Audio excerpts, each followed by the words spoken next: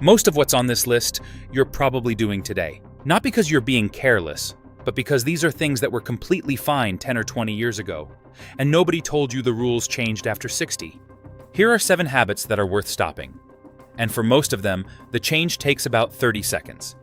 Here's the one idea behind all 7. Your body has always had a recovery margin, a buffer that quietly handles small daily insults, a late meal, a long sit, skipping water in the morning without you ever noticing. Before 60, that buffer is wide enough that none of these things add up to much. After 60, it narrows.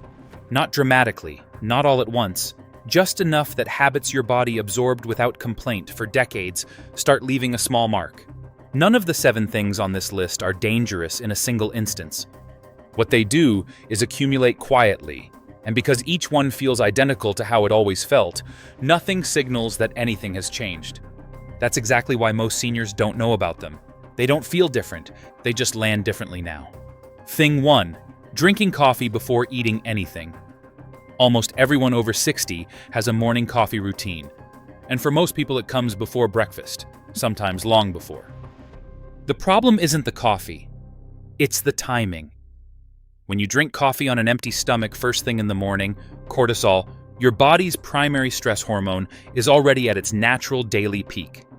Adding caffeine on top of that peak drives it higher than the coffee alone would if food were already in your system.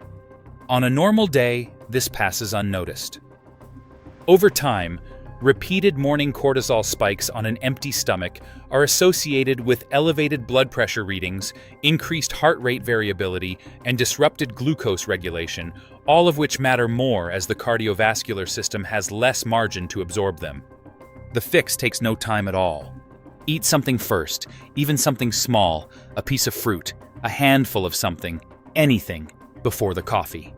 The cortisol spike still happens. It just doesn't happen on top of an already peaked baseline. Thing 2. Sitting for more than 90 minutes without moving. This one is not about exercise. It's not about being active enough across the day. It's about what happens specifically to the blood vessels in your legs during extended sitting, and how quickly that process kicks in after 60 versus before it. When you sit with your legs bent at roughly 90 degrees for an extended period, the blood vessels behind the knee and in the lower leg experience reduced flow. In younger adults, the body compensates for this relatively efficiently. Research published in Circulation found that in older adults, vascular function in the legs measurably declines after as little as an hour of uninterrupted sitting. The vessels become stiffer, blood pools slightly, and the risk of small clots forming in the deep veins of the legs increases in a way that compounds sitting. Hours in a chair, a long flight, a Netflix afternoon, amplifies significantly. This doesn't require a standing desk or an exercise routine. It requires standing up, walking to the kitchen and back, or even just standing in place for 2 minutes every 90 minutes. Set a phone alarm if you need to. That interruption is enough to reset the vascular response. Thing 3. Sleeping flat on your back with your legs straight. Sleeping on your back feels comfortable and neutral, which is why a lot of people default to it. But for a significant proportion of adults over 60, lying completely flat on your back with legs straight creates 2 problems simultaneously that neither position alone would create. The first is airway. The tongue and soft palate relax backward during sleep, and in a completely flat position, gravity assists that relaxation in ways a slightly elevated or side-lying position doesn't. Even for people who don't have diagnosed sleep apnea, the flat-on-back position can cause partial airway restriction that reduces oxygen delivery slightly across the night without ever waking you fully. The second is the lower back and the nerves. As covered in the Tingling Feet video, lying completely flat with legs straight is the position that closes the most space in the lower spine, which affects the nerves running down to your legs and feet. Hours in this position nightly is part of why leg tingling, restless sensations, and morning stiffness tend to be worse for back sleepers specifically. The fix is simple: a pillow under your knees if you sleep on your back, or a pillow between your knees if you're on your side. Either one changes the angle enough to matter without changing how comfortable your sleep position feels. Thing 4. taking ibuprofen or naproxen regularly for aches. This is probably the most important one on the list, and the one most people are genuinely surprised by. Ibuprofen and naproxen are in the category of drugs called NSAIDs, and for occasional use in younger adults, they're well tolerated.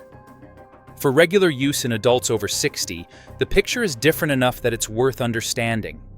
Your kidneys filter your blood constantly, and NSAIDs work partly by affecting a set of chemical signals that help maintain blood flow through the kidney's filtering units. In younger adults with full kidney reserve, this effect is small and temporary. In older adults, whose kidney filtering capacity has already reduced somewhat with age, regular NSAID use can push kidney function further down in ways that don't produce symptoms until they've been accumulating for a while.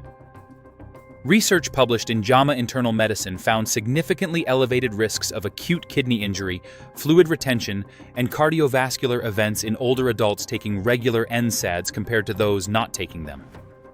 The change here is not to stop taking them when genuinely needed. It's to stop treating them as a harmless daily default for ongoing aches, which is what they've become for a lot of people. Mention this to your doctor if regular use is something you've fallen into, and ask whether there are other approaches more appropriate for daily use specifically. Thing 5.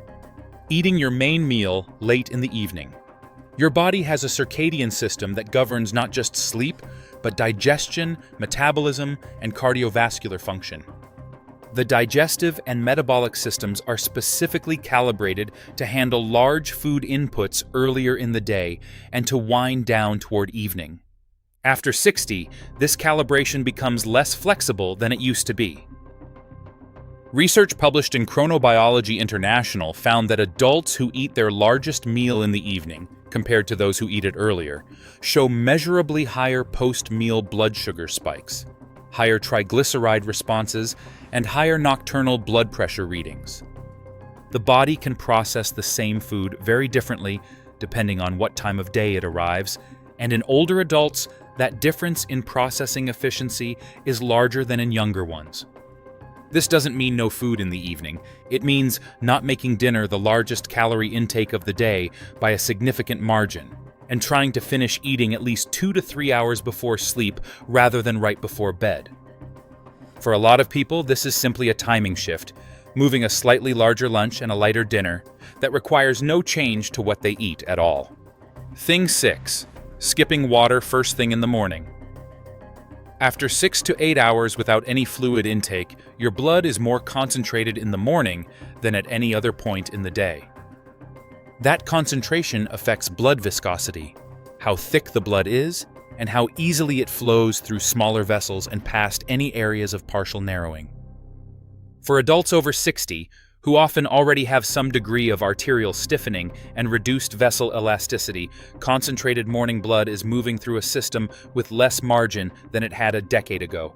Research in the American Journal of Clinical Nutrition found that blood viscosity in the morning is meaningfully higher than in the afternoon, and that even modest dehydration compounds this significantly.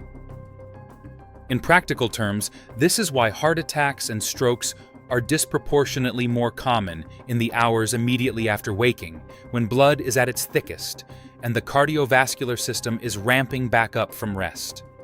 A glass of water before coffee, before anything else, before you even look at your phone, takes 30 seconds and partially addresses the viscosity issue before any other demand is placed on the cardiovascular system.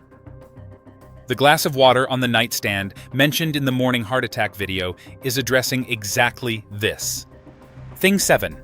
Stopping an activity just for a while that becomes months. This is the quietest one on the list, and for a lot of people the most significant. A slight knee problem, a busy month, a change in routine, and the walk or the swim or the gardening that was a regular part of life quietly stops. The plan is always to get back to it in a few weeks. Here's what most people don't know. After 60, the rate at which the body loses conditioning when activity stops is meaningfully faster than it was at 40. Research in the Journal of Gerontology found that muscle strength, cardiovascular fitness, and functional mobility decline at roughly twice the rate in adults over 60 during a period of reduced activity compared to younger adults under the same conditions. The body at 40 has more buffer, more structural reserve to draw on during a rest period. The body at 65 doesn't maintain what it doesn't use in nearly the same way. 2 weeks of reduced activity at 65 can produce the same functional decline as 4 to 6 weeks at 40. What feels like a rest becomes, without the person noticing, a new and lower baseline. And because the decline is gradual, the new baseline often feels normal until someone who hasn't seen them in a few months mentions something, or until a physical demands more than the new baseline can comfortably deliver. This doesn't mean pushing through injury. It means having an honest conversation with yourself about whether the rest period has become permanent without a decision being made. If a physical activity stopped more than 3 weeks ago for reasons that no longer apply, that's the one to restart first, not tomorrow, this week. Write in the comments which number surprised you most, the one you would genuinely never have connected to anything before watching this, and your age and where you're watching from. The one that surprises the most people tells me which of these 7 needs its own dedicated video next.